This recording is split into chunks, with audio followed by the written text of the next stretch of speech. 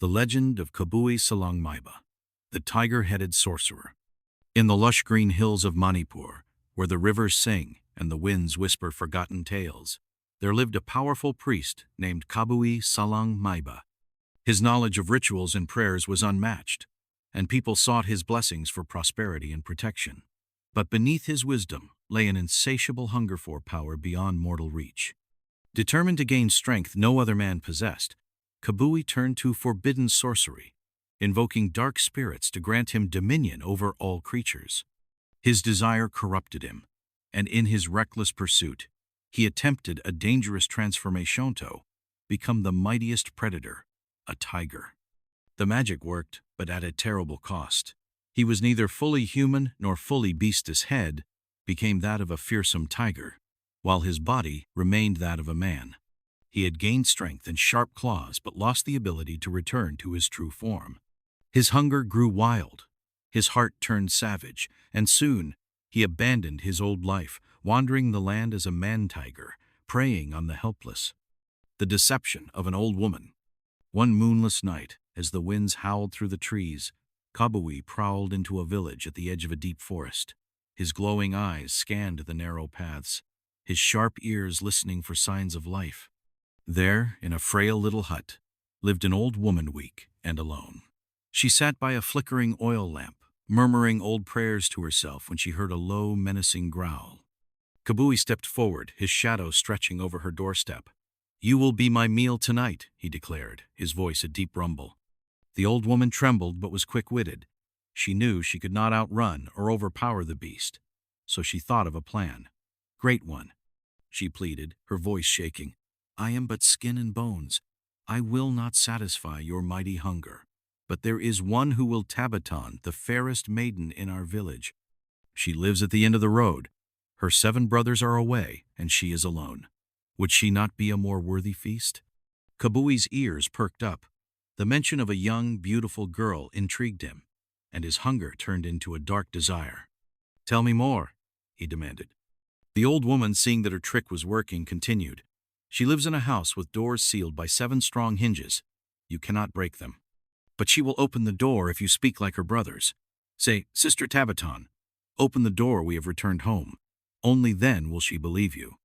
Without another word, Kabui dashed through the night towards Tabaton's house, his monstrous form moving swiftly under the shadows. The failed trickery. Reaching Tabaton's home, he whispered through the door, "Sister Tabaton, open the door, we have returned home."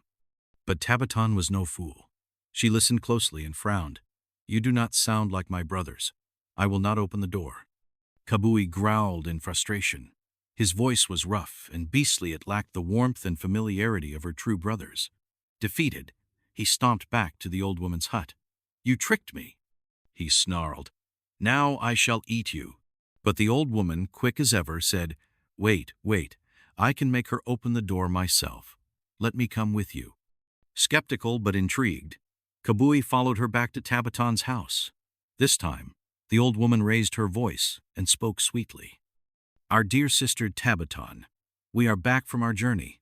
We have earned much wealth and long to see you open the door."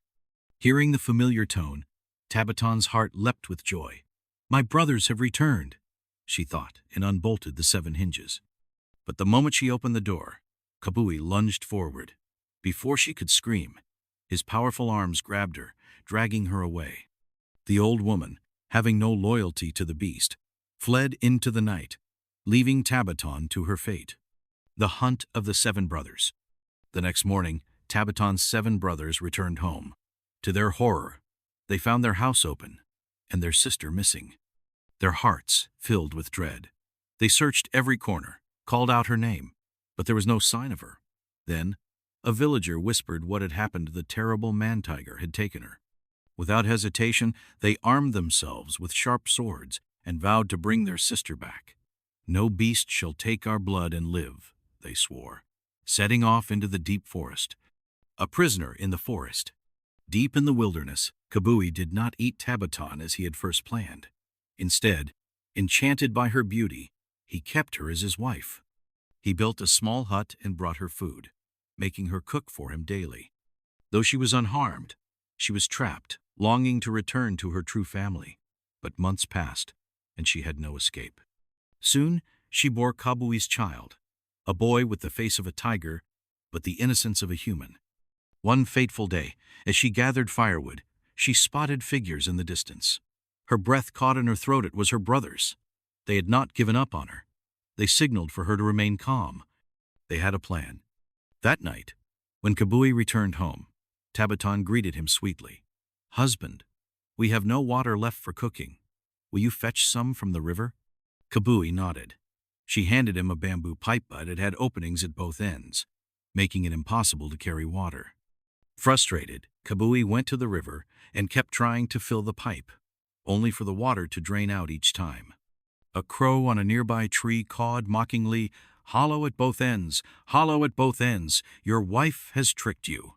Realizing he had been deceived, Kabui threw the pipe aside and ran back home only to find his hut in flames, his child dead, and Tabaton gone.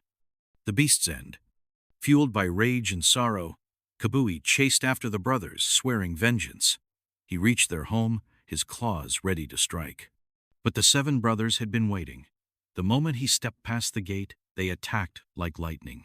Their swords slashed, their fury unmatched. Kabui fought with all his might, but even his supernatural strength was no match for 7 warriors burning with vengeance. With a final cry, he fell his monstrous form, collapsing into the dust. His cursed existence ended that night. The return of Tabaton. From then on, Tabaton lived in peace, surrounded by the love of her 7 brothers. Never again would the shadow of the man-tiger darken their village. And so, the tale of Kabui Salang Maiba, the cursed sorcerer, became a legenda, whispered warning of the dangers of unchecked power and greed, passed down through generations.